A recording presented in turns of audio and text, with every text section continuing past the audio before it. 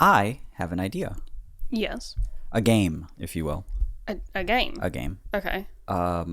What if we did not... Okay, what if we tried not to cuss the entire episode? Not to swear. Not to say a cuss word. Not to use a bad word. Not to use a bad word the entire episode. Do you think you could do it? Do you think I could do it? Do you think Brooke can do it? Brooke definitely can't do it. Brooke couldn't do it. No. But she's not here. Mm-hmm. So it's just you and I. No. Do you want to try? How about first person that says a cuss word loses the game? Loses the game. Yeah. That's the stakes. Okay. We could think of a thing. Yeah. But okay. What? Make it interesting for me. We share money. Make it worth my time. We're married. We share everything. Well, there's nothing I can. Like I'll buy you something. You'll buy me something. Is that what it is?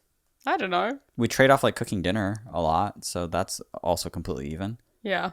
What can we do? There's nothing I want from you. Yeah. There's nothing I want from you that I'm just, if only I could win a bet, then I can get that thing. What do you think, we're like 55 or something?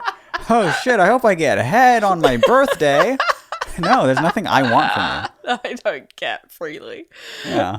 Everything I get, I want. I know, everything I want, I get. The first thing's also preferable, though. We're going to do the no cussing thing. I could feel it. Okay.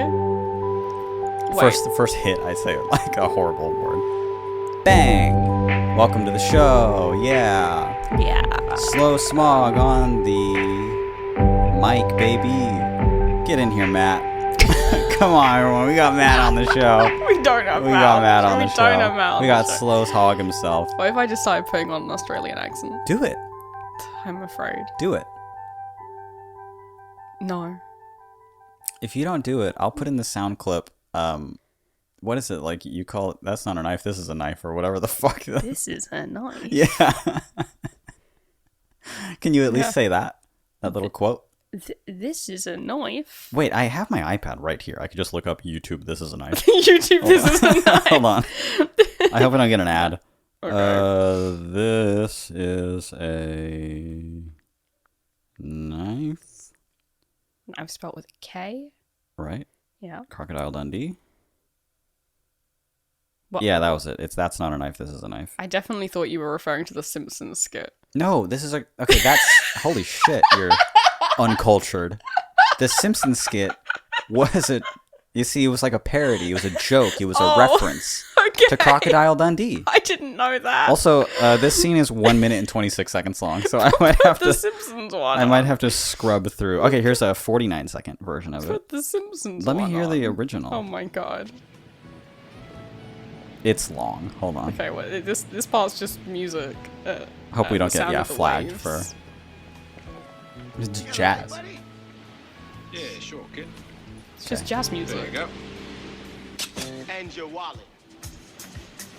Nick, give him your wallet. What for? He's got a knife. That's not a knife. That's a knife. That's a shit. knife. Okay, so for everyone that hasn't seen Crocodile Dundee, he whipped out his dick there. He's weirdly pointed dick. This is all the space in between. My name is Mitch. My name is Billy. Welcome to this absolute train wreck of a podcast that we run. It's advice. It's email reading. Yeah. It's Crocodile Dundee.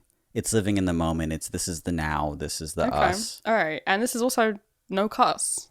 This is Oh, us, have no I said a cuss. cuss word? No. I said Did you? I said dick just then.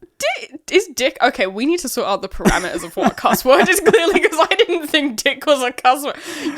Okay, dick might be a cuss word if you're calling someone a dick, but you're referring to a penis. Yeah. A cock. That's the No, one of that's the hottest slang. words you can say. That's slang. That's not a cuss. Okay, if I can't say a word in front of like a stranger, let's say at the T-Mobile store, I wouldn't just say cock in front of the guy. What if someone kicked you in the cock? You say, my cock. Oh, my huge dick. That's what I would say. My massive hog. What? I wouldn't say ow my blank. I would say ow. That's all I would say. Well, yeah, but if you had to Kicks me. refer to it. It kicks me in the crotch, and I just go ow, and that's it. Okay, listen. You have to go to the emergency room because something's wrong with your... Especially in an emergency room setting, Yeah. and like in like a medical setting, you would always just say my wee wee. I'm kidding, but you would you would always say, hold on, you would always say penis in that setting. You would. That sounds worse to me. No, to a doctor, I'd say my penis. It's not a doctor, it's like a receptionist first. Oh, well then, yeah, I'd definitely say cock to just a random... I'd say hog. Yeah, no, I would say my penis. Oh, I'd say my private down there area. okay. And then they write that down. I mean, they're handcuffing me. They don't speak to the receptionist that way. That counts as a cuss word, but we're just gonna... But then you said cock, which is much worse. Nothing beyond this point, and I do mean the big... All right, but I feel like we need to sort out the parameters. Are you including things like damn? Because I think that's a cuss word here, but not at home. For this episode, yes. Interesting. Mm-hmm. Okay. Can't say... We're going by the most conservative values you can. You cannot say anything bad. Okay. Mm-hmm. All right. This is going to be hard. Billy just kicks me in the dick. Nothing bad, really, and I'm especially talking about the F word. You kick me in the crotch. Oh my God. Stop! I'm bleeping that out of the show. No wife of mine is going to be online saying that word. Sorry, you got me in the Australian mood. No. No bad words beyond this point. Starting. Hold on, let me play it's like a ring sound. I'm gonna look it up on YouTube. Oh my God. How about just a start? What's just a start sound effect? What do you think that'll? What is? Yeah, it's coming up. Start sound what effect. What does that mean? I don't know. Oh, car engine starting. Yeah, these are all car sounds. Start your engine. Track and field gun start. Okay. This is 26 seconds long or something, but I don't know why. Okay, let's just hear it. On your mark. Why is it so? Okay. So long. It's so long. Where is it? He said on your marks. This is like a jump scare. Wouldn't it be funny if he scared you and you cursed? He said a bad word. He said on your marks like 20 minutes ago. Oh my God. Oh, okay.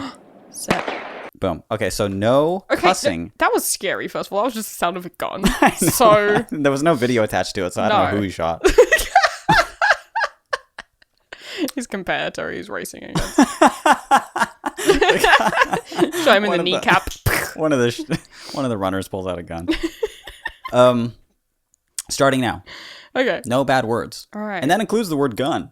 Oh. No, it doesn't. But Okay. it includes any bad word. Beautiful intro by Slow Smog. Mm-hmm. Slowsmog.com. Yeah. Look them up on YouTube. On YouTube? Yeah. It's just what you like to look things up on today. Yeah. Look them up on your iPad. Mitch is loving being in his he's looking things up on YouTube, on his my iPad. It's fun. For fuck's sake.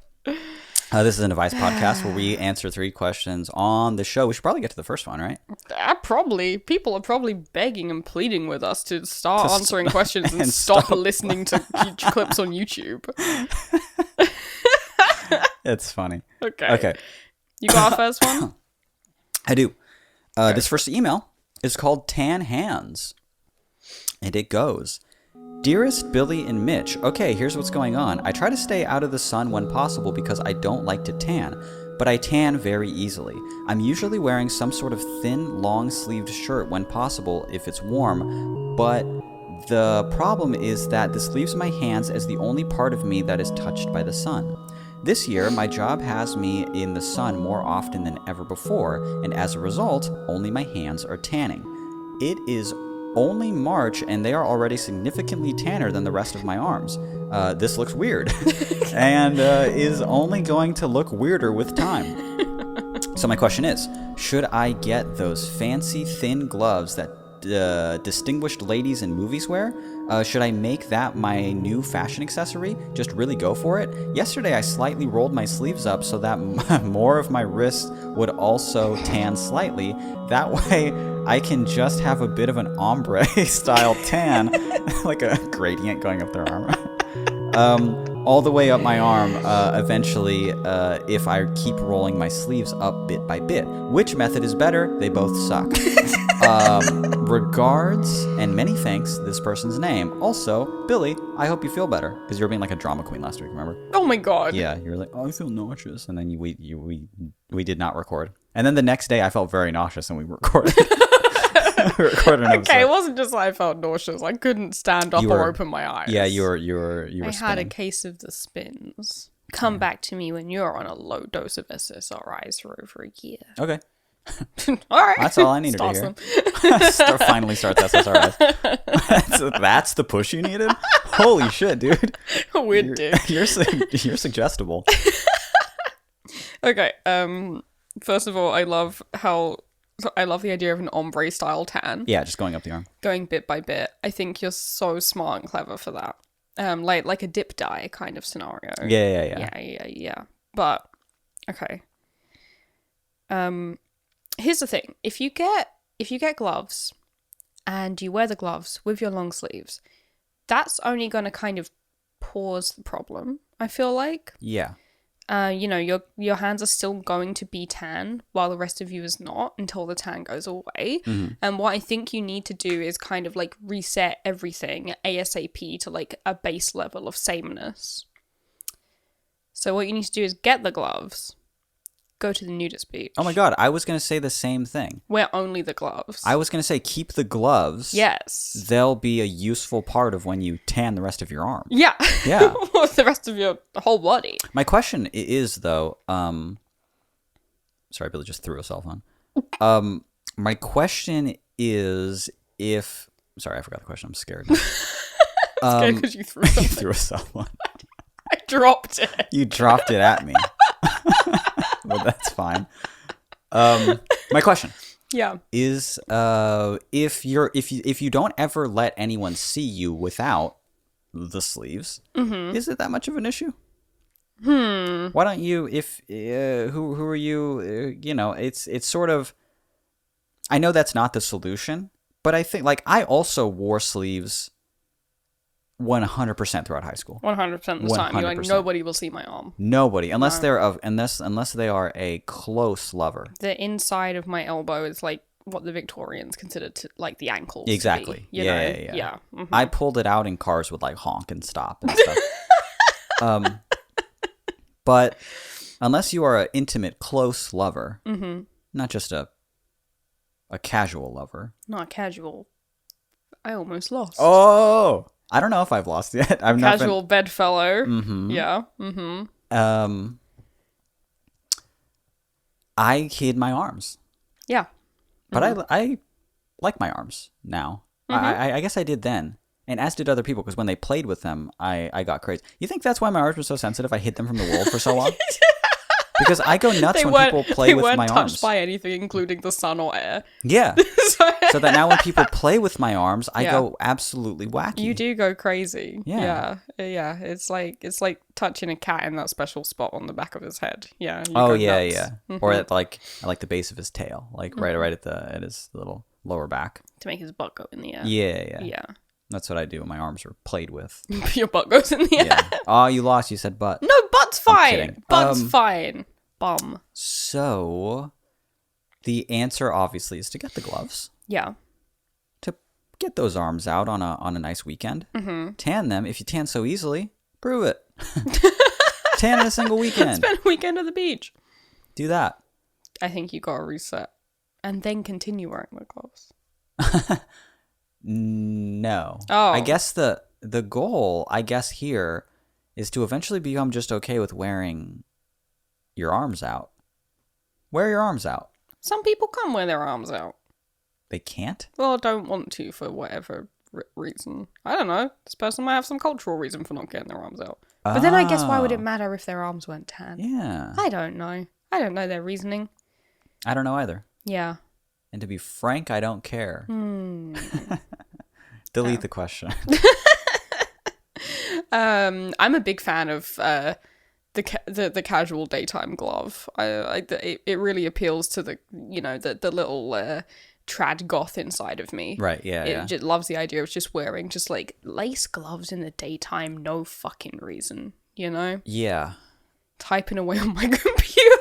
Would it be cool if like imagine fingerless gloves. Oh yeah. Now imagine a fingerless glove tan.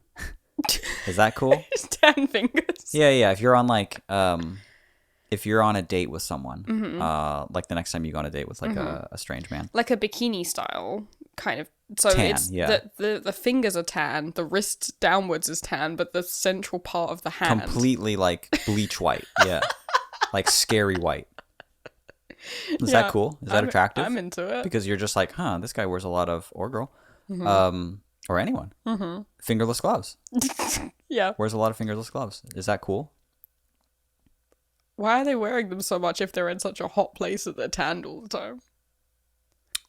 I'm from California, and I busted them out. I got you some for Christmas. You did, but Christmas isn't tanning season. You No. wearing them in the summer? You think I can't? This is a bet now. You think I can't get significantly tan during the month of December? Living here, I can, Oh.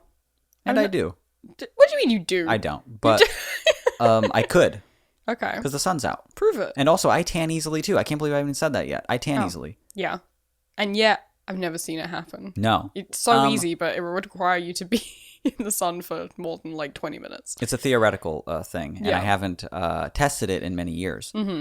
But I do tan extremely easily. If I when I get into like meditating and stuff, and I want to like be out in the sun, and I do it every day for a little bit, for just like a week, I'm significantly more tan. It's crazy. Whoa. And then I become tall and handsome as well Oh. whenever that happens. And muscular. And then when I avoid the sun, I start to shrink again. I start to shrink down. When I tan, I actually become 5'10". Yeah.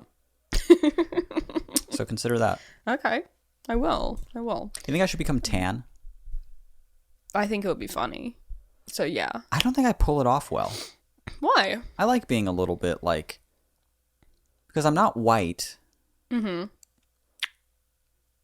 But I'm also I'm just like extremely like I'm fair for what I am. Does that make sense? Yeah. Because you stay inside like a little computer gremlin all the Yeah. time. Yeah. But it's very easy for me to tan. So should I tan? I think it'd be funny. I'd like to see it. I'm gonna start doing it, even though the weather's been like this lately. Look at it outside. Oh god, it's beautiful. I know. Makes you just wanna not tan. Oh my god. I have no advice for tanning because I can't do it. No, So, it's impossible. You have Irish blood in you. Yeah. Yeah, half my family Russian or Polish. But the part of Poland that used to be Russia. Right. And then half my family Irish. So No hope for you. there's not much tan action going on there, sadly. No. No, I get very, very burnt. And then my skin comes off in big swaves of like, you know when you like put glue on your hand? Yeah, in it does look school? exactly like that. Yeah, and you Yeah, peel it all you're off. just peeling it off and eating it. Yeah. That's what people do. You told me recently you've never eaten glue. Why are you saying it like that? You've never just eaten. You've never eaten glue? What are you, insane? I feel like I should be posing it that way to you. You've eaten glue? You've eaten glue? No, I'm not the minority here. What? People eat glue. I've not eaten glue. How about this? Children eat glue. Okay. Kindergarten, first grade, you're eating glue. It's not Children like eat I've. everything. It's not that I've tried glue. I've tried it many times. For the record, we're talking like non-toxic, like PVA We're talking school glue, right? non-toxic Elmer's glue. We're not talking I'm not fucking... encouraging anybody to go eat model glue or something, some Solvents, adhesive. Yeah. There's no way I'm gonna get No, pinned for that you one. die. Yeah, that's We're super talking- dangerous. What do you call it here? Like the white kind of glue. Elmer's glue. Elmer's, Yeah. yeah. We call it good old PVA. I was saying it, but it peels off your skin in a really similar way. Yeah. And you've never you've never eaten the peel, No. and you've never eaten it fresh, straight from the bottle. It's a straight. It's straight. It's a different experience, sweetie. It's the same mildly salty You're asking taste. me if I've eaten it or if I've drank it. I didn't drink it. I still ate it. It's a liquid. You eat pudding. You eat pudding. Okay. And it's pudding to you. And this is vanilla custard. This is pudding to you. It's a little bowl of glue. I'm saying it's not that bad. You think and I've those had it little multiple like times. glue spatula things are like a spoon? A spoon, yeah. That's funny. I've eaten Elmer's glue. Mm-hmm. I've eaten not eaten a whole glue stick. I've tried a glue stick. Licked a glue stick. It's extremely slimy. Well, you were just trying to stick something to your tongue. That's why. That's where the confusion occurred. Yeah. That's funny. Yeah. I've had that, and it's like it's no different. Hey, how about this? It's no. You lick envelopes. Yeah. That's just a safe adhesive. It tastes very similar. No, it doesn't taste that good.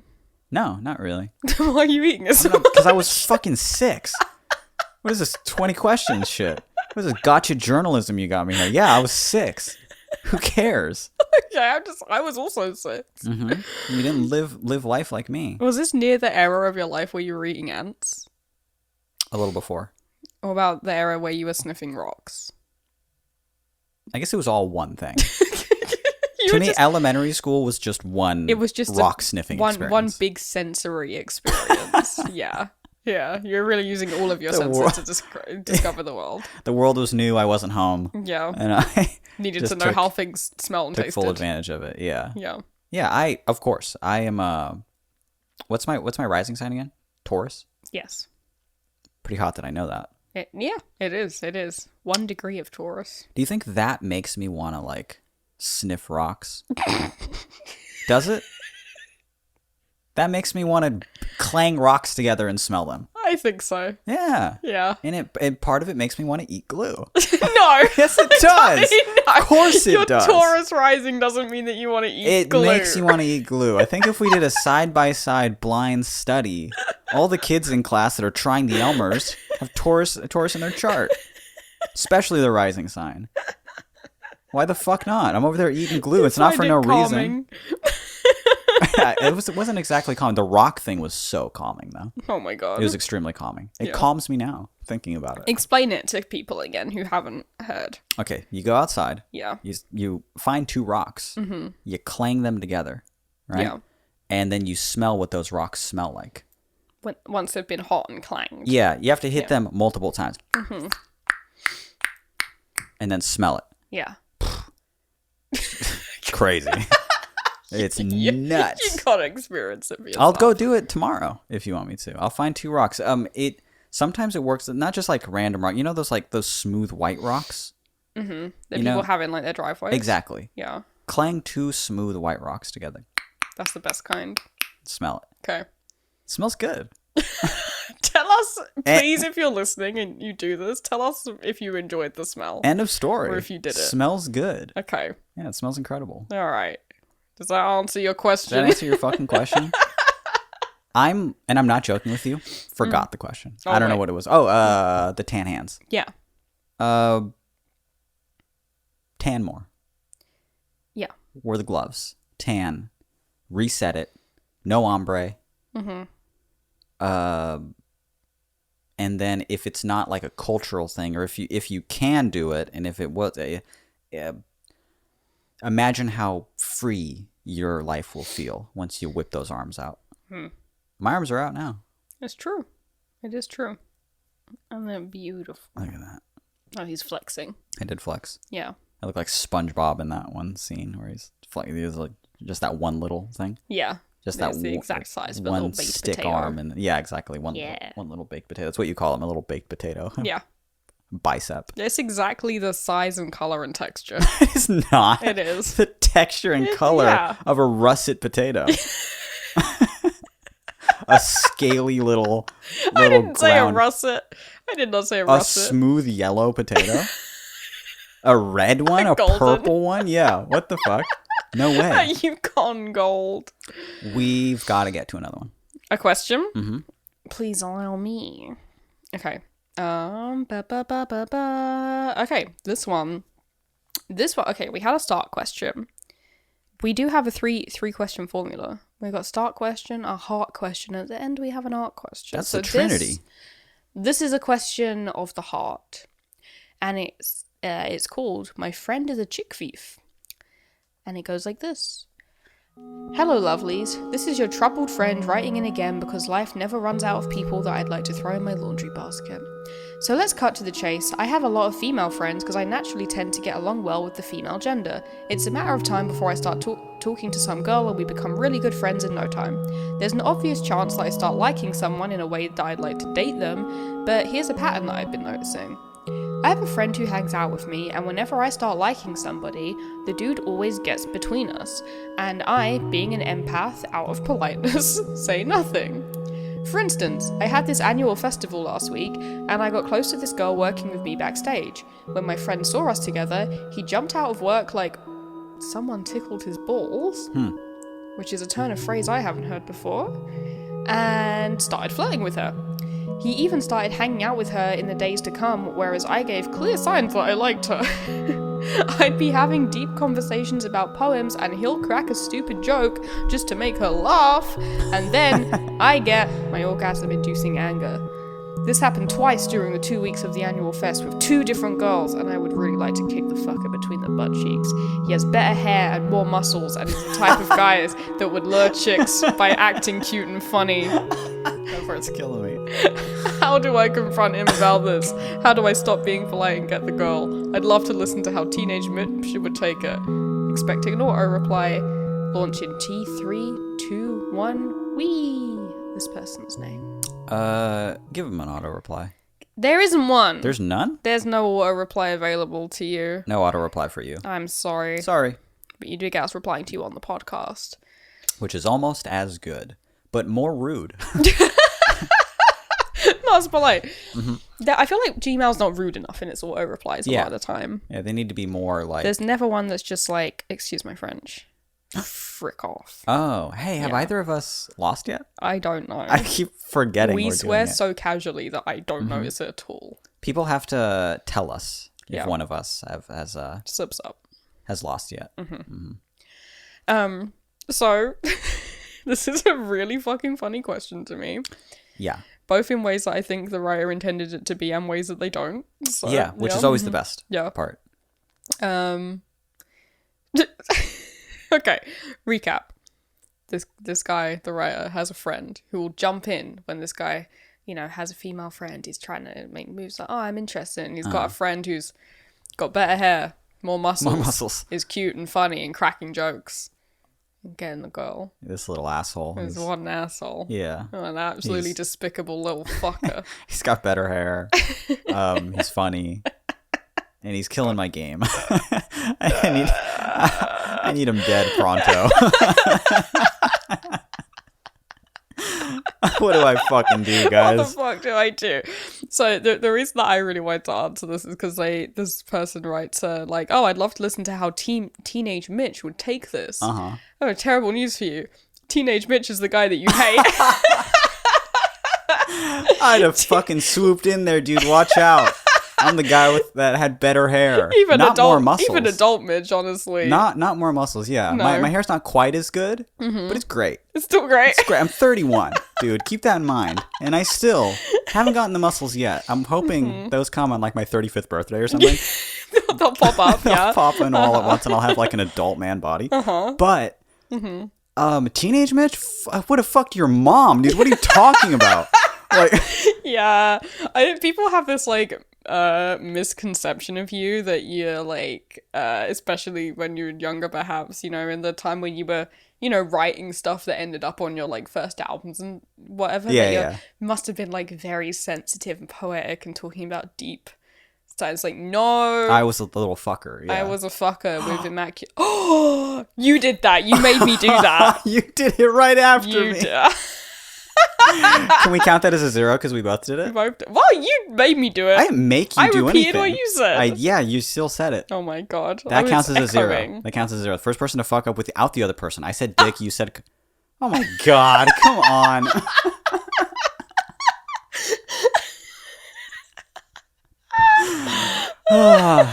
Fuck.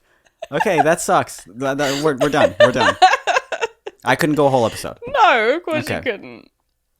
I'm so sure that we slipped up before this point, even I just didn't realize. We must have. Mm-hmm. We must have. Okay, well now that we can speak freely, Yeah, you were this fucker. I was. Yeah, you're the guy with the good hair and the funny jokes. Here's the thing, I love to be the guy with the funny jokes too and the good hair. Mhm. Here's the thing, although we are both people who make serious art, in our social lives, Very we're the joke guys. We're being very funny. Being funny is my like top thing that I want to be, Sometimes rather than being deep or being like any pretentious. You know. I consider myself attractive. Mm-hmm. But that is only through the confidence that I've built hooking up with so many people through being funny. Yeah. That is that's the only reason I see myself as attractive. Is that I had to have that validated over and over again, and I couldn't have done that without being funny. Sometimes I think of myself like with the partners that I had, you know, and I'm like, imagine if I just looked the way that I did and I wasn't funny. God, that would suck. It would just go so poorly for me. I would be such an asshole. Well, everyone's an asshole if they're not funny, but That's no, true. that's not true. Sometimes it's true. I think it kind of is true, unless they're only nice, and in which case that doesn't really work for anything either. But I forgot what I was gonna say. I forgot. It's Something gone. about me, probably. Oh, you are attractive. I hate to break this to you. You're an attractive person. Thank you. Yeah. That means a lot. Yeah. I was waiting to hear that from my wife, who married me. Yeah. But yeah, that means a lot. You think that? That's crazy. I do think that. Yeah. I've thought that for a while, actually. Yeah, I've actually always thought that. Yeah. It's nice to hear. Though it is interesting to note that the first thing I thought about you was that you were funny. Yeah. And I told you so. Thank God. And so does that add to the attractiveness? My first anonymous message to you on Tumblr was telling you that I'd never listened to your music, but I thought you were really funny. Oh yeah, and then I responded with a joke. Yeah. Yeah, and then That's a prime example. And then it got you. Mm-hmm. Got your ass. Yeah. I love this me praise. If we can just keep that going in the Discord, that'd be a wonderful podcast for me. You just continue praising me instead of making fun of me for a change. That'd be great. Mitch is funny. Mitch is attractive. Mitch is great at music. Yeah. When it comes to having a crush on someone and wanting to kind of pursue them romantically, this is just my preference here. For the first little bit of time, I don't prefer someone to go in deep with the, like, you know, talk about, like, the meaning of life and poetry and art and stuff like that. Poetry. Like, I would prefer that come way, way later, if at all. I would like the first few months of us talking kind of thing to be predominantly Casual and funny. Yes, yeah. I fully agree. Mm-hmm, Your friend's got it right. Because here's the thing, being funny makes the other person feel very at ease. Being overly intellectual makes the person feel kind of nervous that they have to match that energy, that they might not have as much to contribute to the conversation about that topic, that they might come off as like unknowledgeable or like naive or something. It puts the other person in more of a tense position, I think. Right. If you're being funny with someone, you're putting them actively at ease. You're making them not feel under pressure. They can just enjoy your company. Yeah. You And know? this is great news for the writer, because the writer is funny. This is like They're obviously funny. This is like the fifth email that we've responded to over the years from this particular writer, who I think is a day one, is a part of the Discord now and stuff like that. And they've been listening for a long time, and we've loved their. Sorry, I'm burping so much right now. I had some Beyond Beef jerky earlier because Alex brought some home. Yeah. It's very good. Yeah. But now. But it comes up real bad.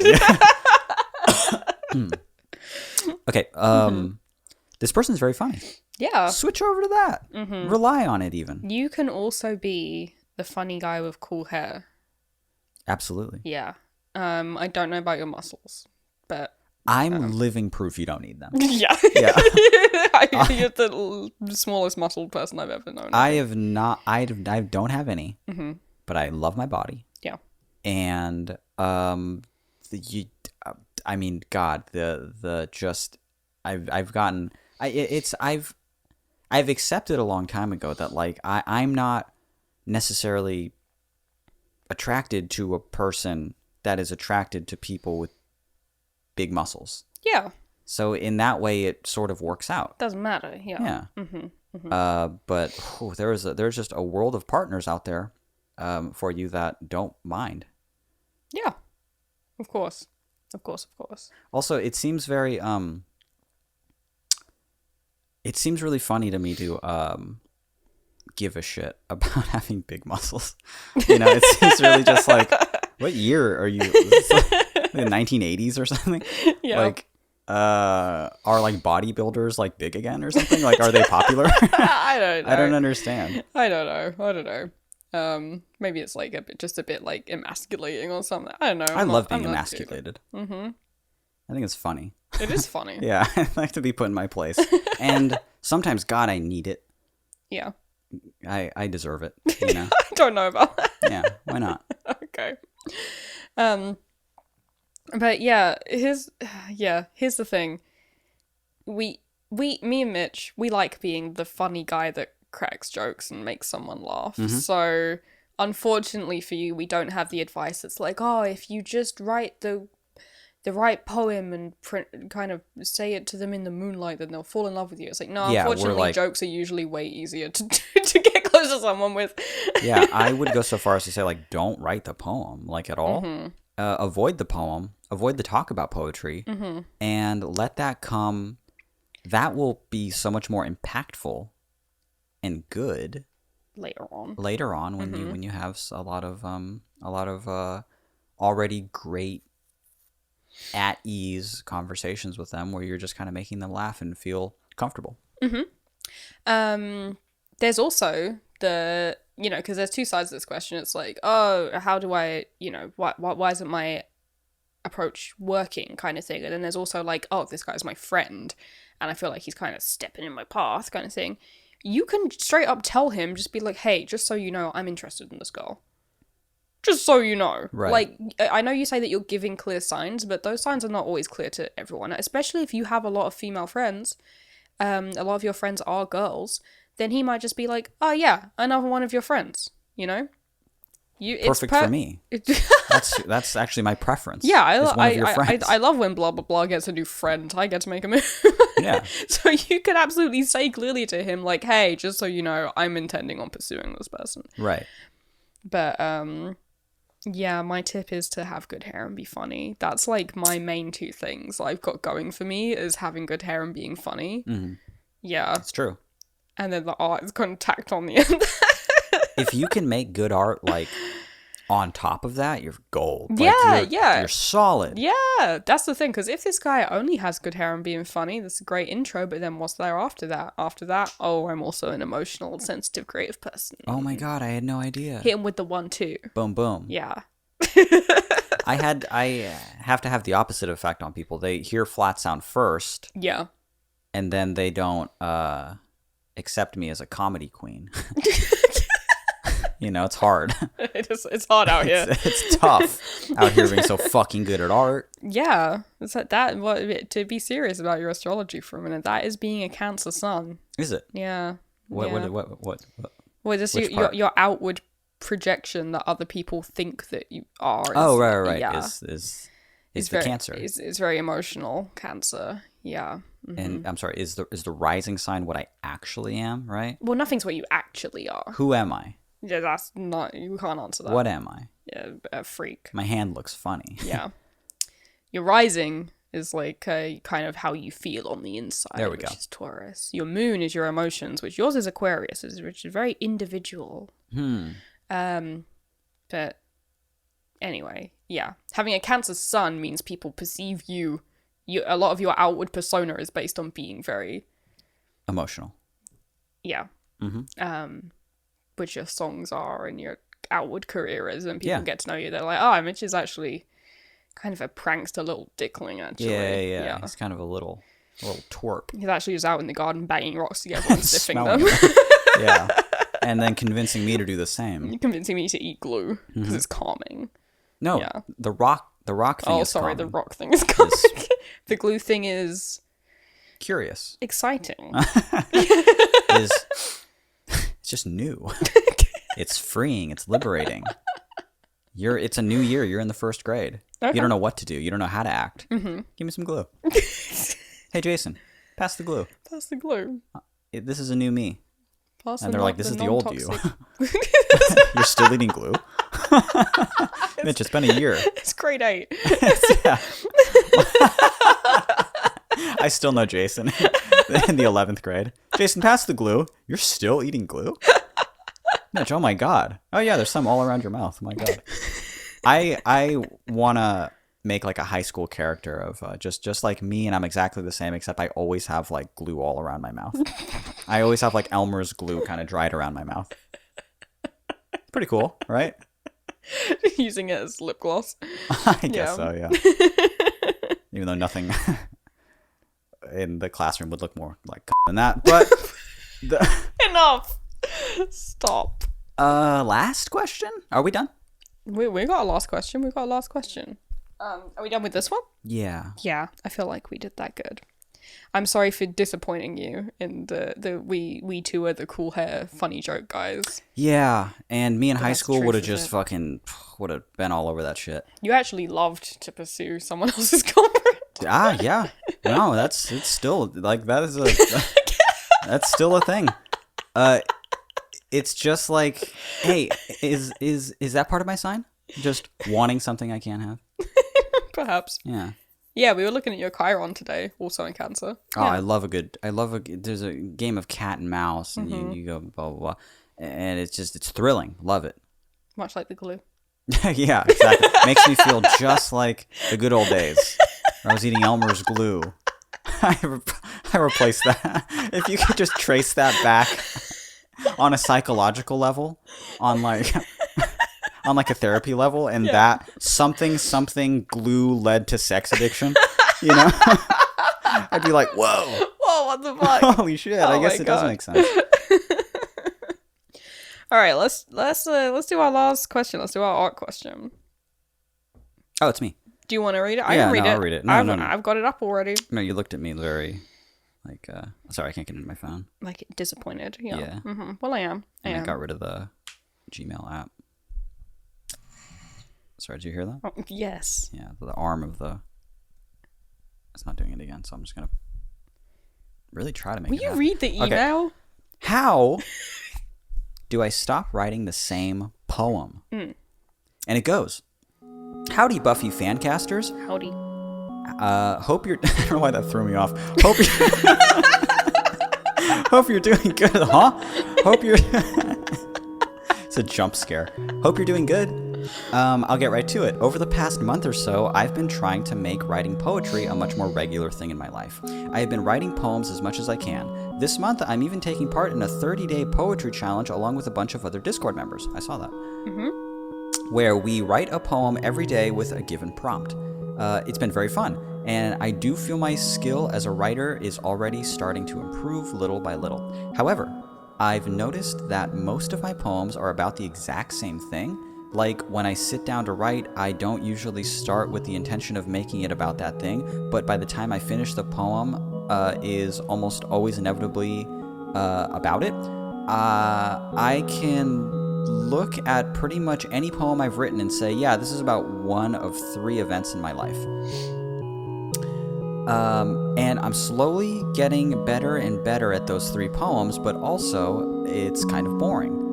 I don't want to spend my the entire month writing 30 versions of the same poem. Does this ever happen to either of you, whether in zine writing, songwriting, or anything else? If so, what do you do to help dig yourself out of that hole? Thank you for any help. Feel free to not read this if you don't want to give any spoilers, haha. But I love... Oh, there's a spoiler in this, and I am going to read it. But I love both of your work so much. Mitch, your video game... This is big. Your video game version of Sleep is so fucking sick, and I cannot wait to have it on repeat while playing Celeste or Smash. Billy, I am so excited to get the new zine in the mail. Your work genuinely blows my mind every time, and I can't wait to add the first zine of 2022 to my collection. Take good care. This person's name. Wow. Wow. Good. Let's put a pin in what I said. Actually, let's just talk about it right now. Yeah, we can talk As about a- it first, as a- if it's on your mind. Yeah. The Sleep turns 10. My album Sleep turns 10 this year. And we're planning some stuff for it. But one of the last minute things that I decided to do and have been working very, very hard on for just last month. It didn't take me too long, but I was working hours and hours and hours every single day to do like a tribute to my own album as it turns 10 years old. And I created an 8-bit version of the first 7 songs on Sleep. Yeah. The songwriting portion, the thing that gets all of the plays online. All of the songwriting songs. Yeah. So if it has lyrics and a melody and all that stuff, the first half of Sleep, every track on there, it sounds like video game music. And I finished it just the other day. And it is so Thank you. fucking good. Thank you. It's so good. Thank you. I showed the Discord it. I didn't add everyone. It's like, hey, you guys want to fucking hear something? Yeah. And I played them every track, and people were going nuts. There was lots of people listening to it. Yeah, we had a ton of people in the audio chat, like audio channel, listening live. Yeah, so that kicked so much ass. Again, thank you for thank you to anybody in the Discord that was there listening to the album. It ruled. I was really excited to show people because I really was working every day for many hours. We would wake up, we would eat something, and then we'd go into our offices, and I wouldn't see you until dinner. And I was just working on this fucking album. Yeah, every day, new track. Apart from the exception of a couple of songs, which were 2 days. Right, Yeah. exactly. Yeah. But working like from morning till when we fell asleep, just bop.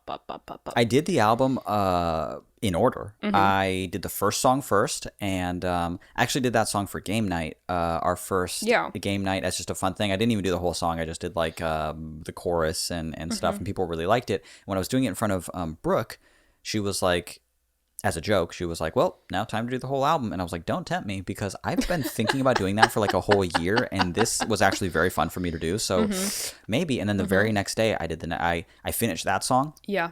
I made it all complete, and I moved on to the next song. Yeah, you really dove into it. And then I did the next song, and I just did every track in order. You were being meticulous, because also the thing about Sleep, you did it 10 fucking years ago.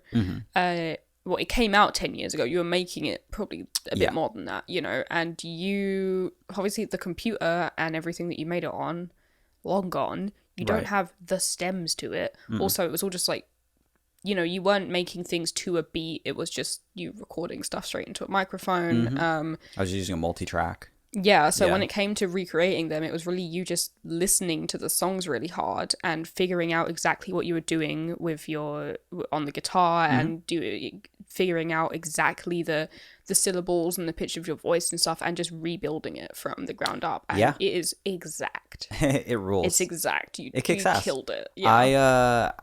I just fell into the habit of like, okay, Sleep is the only song that kind of deviates probably the most. I took like some creative freedom and indulged in that a little bit because it's my own music. You're allowed, yeah. I granted myself that, and that was really cool because I allowed myself to just be like this. Almost none of the songs have an actual beat. Now most of them do, and they sound like a little video game chiptune like beat. And it sounds really cool. And then I had to just I looked at it and said, how do I take away from this? Okay, this song's just acoustic. How does that represent in a 8-bit MIDI song? And okay, this song has this really grand ending. How do I do? And then this song has this transition. And I really got more and more meticulous as I worked on the album, because Sleep deviates the most in that it's not the same speed. It's a little bit faster. But all the other songs, I would listen to it. I would go to a BPM counter. I would just tap and go, it is in roughly this many beats per minute. Okay, so let's build from there. And I would relearn the song on guitar just so I can say, okay, this one has the bass notes in this are something like this. Okay, and yeah, with a couple of songs, you were like, oh, fuck, I've been playing it wrong this whole time. Yeah, for the last 5 years, I've been playing it wrong. Yeah, because it'll be like a song that I'll do like on a stream, or I'll play for people occasionally, and I'm like, oh shit, I've been doing this song wrong. This is not what I did on the album. That's interesting. So I relearned the songs just to, and I mean, a lot of them were really difficult, but I'm glad that I did that I did it in order, because the last song is the most important one for me. It's it's Thursday, January 12th, and it has this big ending. It does, Big ending. And I don't think I could have like pulled that off in such a cool way had I have not practiced doing that genre of music the entire time. And that was the last thing that I did. Mm-hmm. And it just kicks so much ass. Like, it just sounds so fucking cool. And I can't wait to show people. So 8-bit video game version of Sleep is coming. It's coming. Done. Mm-hmm.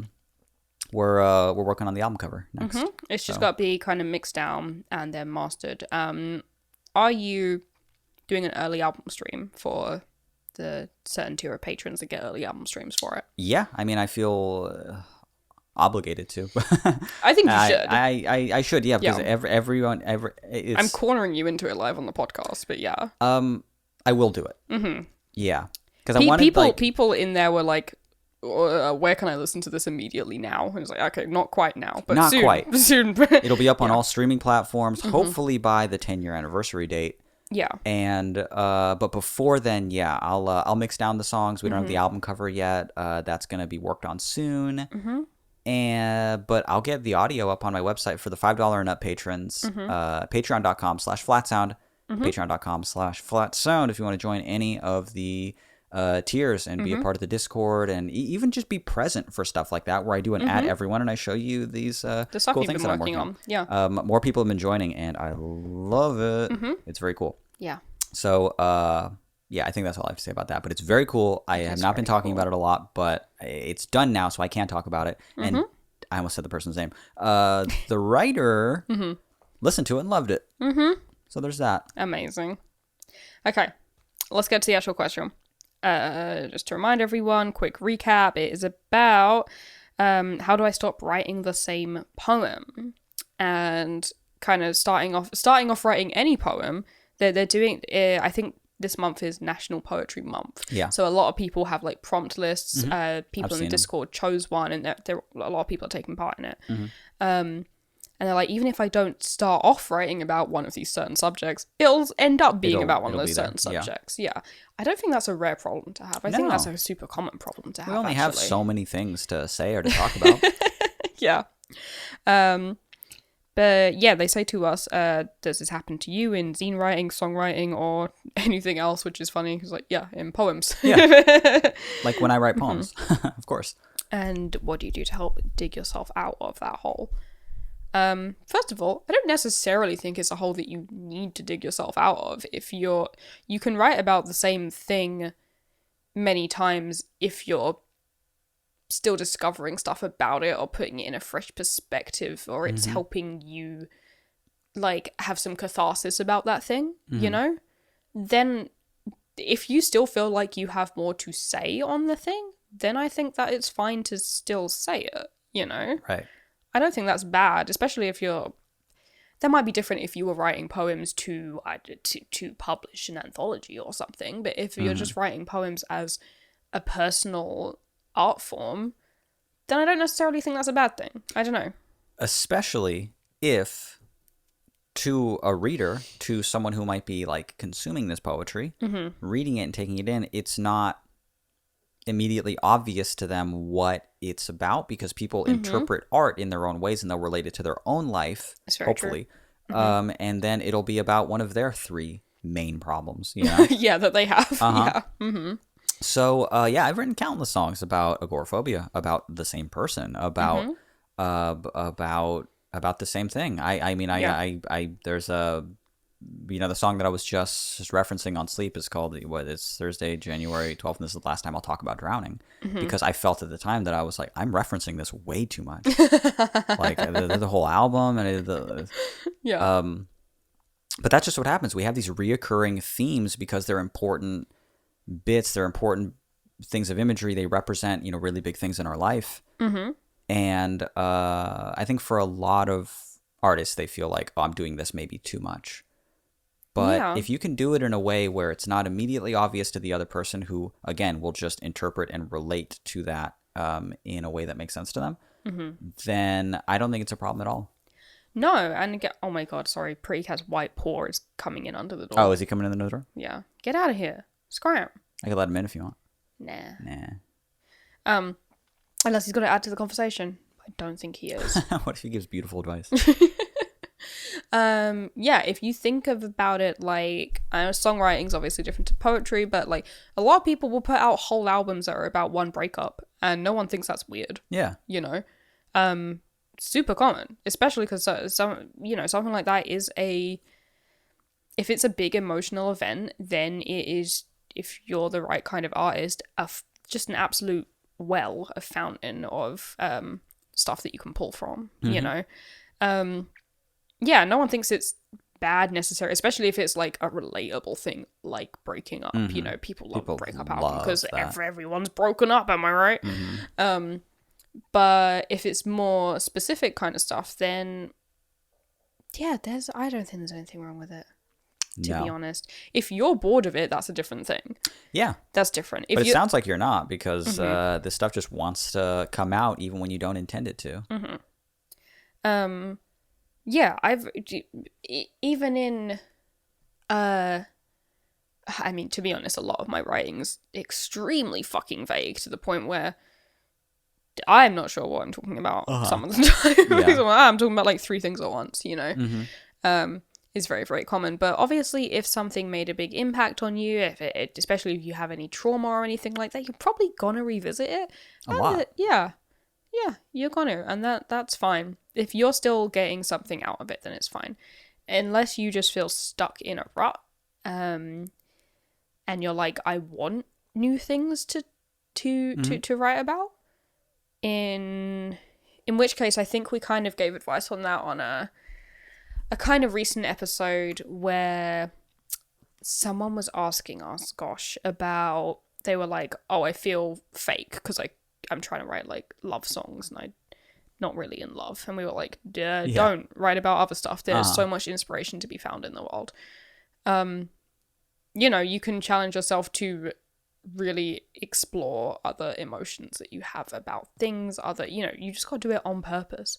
I think if you're going into something like a poetry prompt and you're just like, okay, I'm just going to write something vague that comes to mind, then your mind is naturally going to go back to those themes that you're already used to writing about.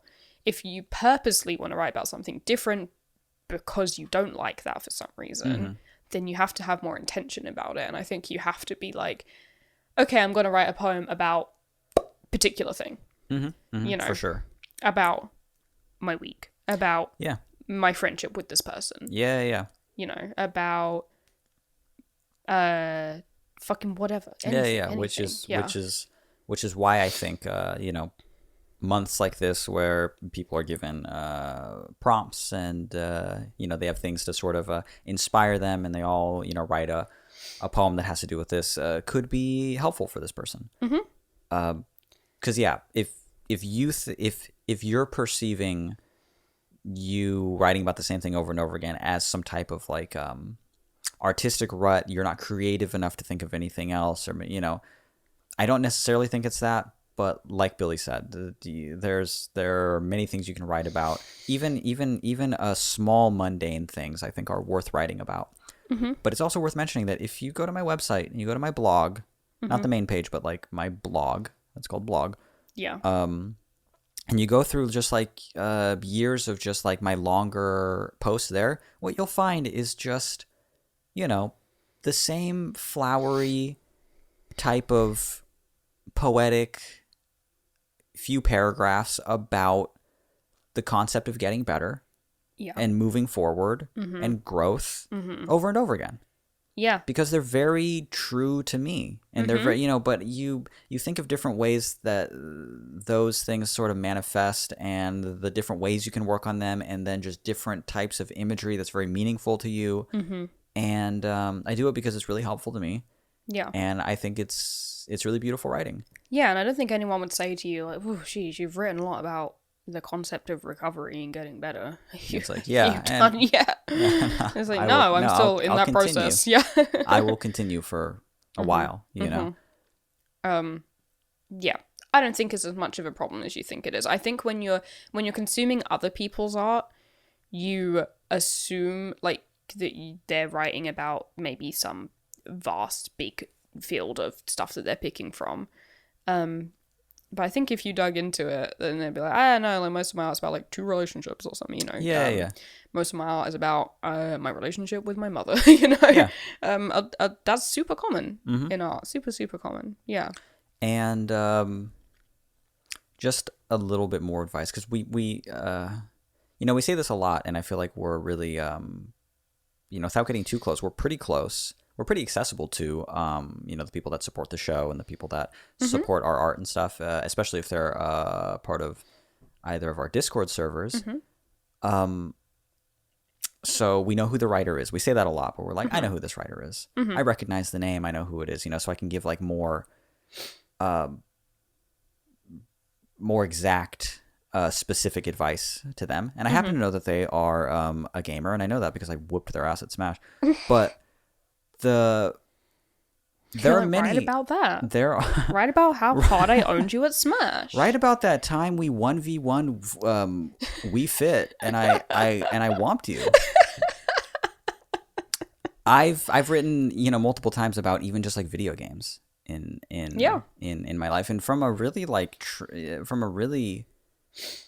gut-wrenching fucking sad perspective, or just using gaming or as this way to escape from my depression at the time, or the loneliness that I felt after X, Y, and Z, how much this thing saved me. God, yeah, your song on Hummingbird, I've forgotten what the title of it is, but it's about Animal Crossing. Yeah. What's the title of it? When We Met. Yes. Yeah. Oh, it's devastating. It's really sad. It's one of the saddest songs you've ever written. It's really sad. Yeah. And it's about Animal Crossing.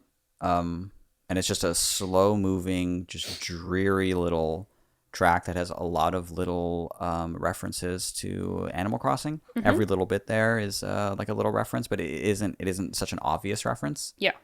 But I mean, it's just chock full of references, and it's just about a time in my life, 2016, playing that game, playing a New Leaf on my DS, and just using it as a crutch over and over and over again to just get through the night. And at the time, as an agoraphobe, living vicariously through this life that I was building in the game that I didn't have in real life, and it is a sad song. There's many things to write about. There's a lot of things to write about. And that's one of the best compliments that I've gotten about my music. Somebody on my Ask page that I have on my website now recently told me, I don't remember exactly how they worded it, or even if I got around to responding to it, but they said something like, thank you for teaching me that love has like many different, like love can be expressed in many different ways, or love has many different forms, because I write a lot of love songs that aren't about a relationship with another person. Yeah, you have love songs about friends, you have love songs about siblings, yeah, lots of different things. Yeah, because love is such a powerful thing that you feel to a lot of different things, a lot of different people, a lot of, and all of those little, like, because I think that even small relationships, even non-romantic relationships, can be beautiful. They can be devastating. They can be life-changing. They can be life-saving, and they're worth writing about. So yeah, that's my only other little bit of advice, is that if you're only writing about the a few things, maybe broaden the horizon of what you consider worth writing about. Yeah, because I think everything is worth writing about, and everybody, but everything's worth writing about. And I do hit lots of points where I'm just like, oh, I guess I don't have anything to write about right now, which is not necessarily true. It's more so just, I guess I'm not in the headspace to write a song or to write a poem or something, and that's fine. I will be eventually, but it's never because I don't have anything to say. Yeah, there's always something to say. Yeah. If you're feeling something or experiencing something, you're it's probably always something feeling to say something about it. Yeah. My therapist, a million years ago, did that like really corny thing where he was like, I know this is corny, but I'm a therapist, but write the word emotion and then circle the word motion, because they're always moving, they're coming, they're going, you're always experiencing them, and that's true. You're always feeling, and it's not only the the typical, like, I'm in a relationship and it's going poorly or really good, and I want to write about it. There's so many other other things to write about. Yeah. Very, very good. Very, very good. And again, if you find yourself circling back, that is not necessarily a problem, I don't think. Yeah. No. And also bear in mind that other people don't know exactly what you're writing about.